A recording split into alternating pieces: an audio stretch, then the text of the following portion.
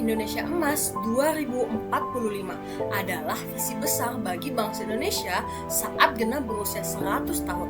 Visi ini mencita-citakan Indonesia sebagai negara yang berdaulat, maju, adil, serta makmur. Namun, muncul satu pertanyaan penting, apakah Indonesia Emas bisa benar-benar terwujud jika kualitas pendidikan di setiap daerah masih belum merata? Pendidikan seharusnya menjadi pondasi utama dalam membangun masa depan bangsa. Tanpa pendidikan yang bermutu dan adil, visi sebesar apapun akan sulit untuk dicapai. Indonesia adalah negara kepulauan dengan ribuan pulau, dan kondisi geografis ini menjadi salah satu faktor utama kesenjangan pendidikan. Sekolah-sekolah di wilayah ibu kota dan pulau-pulau besar umumnya memiliki ruang kelas yang layak, laboratorium, perpustakaan, serta akses internet dan teknologi pembelajaran yang memadai. Sebaliknya, banyak sekolah di pulau-pulau kecil masih mengalami keterbatasan fasilitas, mulai dari kondisi bangunan yang kurang layak, minimnya alat bantu pembelajaran, hingga keterbatasan akses listrik dan jaringan komunikasi. Perbedaan fasilitas ini tentu sangat memengaruhi kualitas proses pembelajaran dan mengajar yang diterima oleh peserta didik. Saya merasakan kesenjangan pendidikan ini secara langsung ketika saya berpindah dari sekolah di Pulau Jawa ke Pulau Sulawesi Tenggara saat SMA.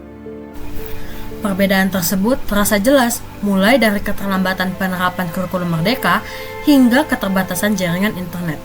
Kurikulum merdeka menekankan literasi digital dan penggunaan metode pembelajaran berbasis teknologi. Namun, di daerah pulau kecil, akses internet tidak selalu stabil dan merata di setiap kelasnya, walaupun pada satu sekolah yang sama. Akibatnya, siswa mengalami kesulitan dalam mengakses materi pembelajaran, mencari informasi, bahkan menyesuaikan tugas yang membutuhkan gadget dan internet. Kondisi ini berpotensi membuat siswa tertinggal dibandingkan siswa di pulau-pulau besar. Sekitar 35% sekolah dasar di wilayah 3T mengalami kerusakan fasilitas sedang hingga berat.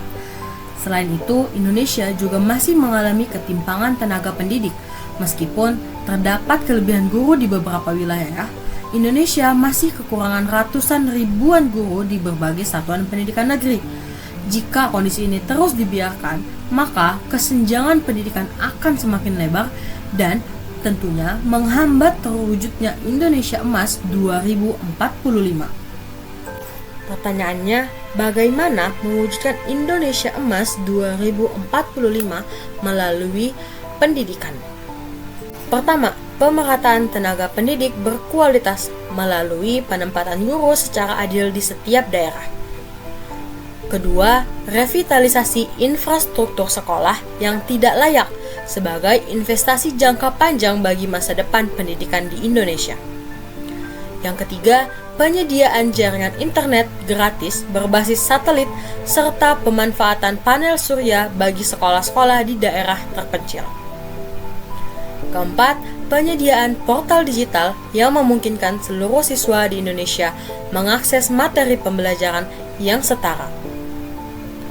Dan kelima, penyediaan perangkat pembelajaran interaktif di kelas agar proses pembelajaran menjadi lebih menarik dan tidak membosankan bagi siswa-siswa.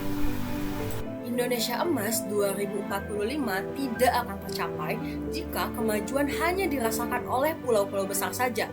Karena Indonesia adalah satu kesatuan, kemajuan pendidikan harus dirasakan oleh seluruh anak bangsa, dimanapun mereka berada.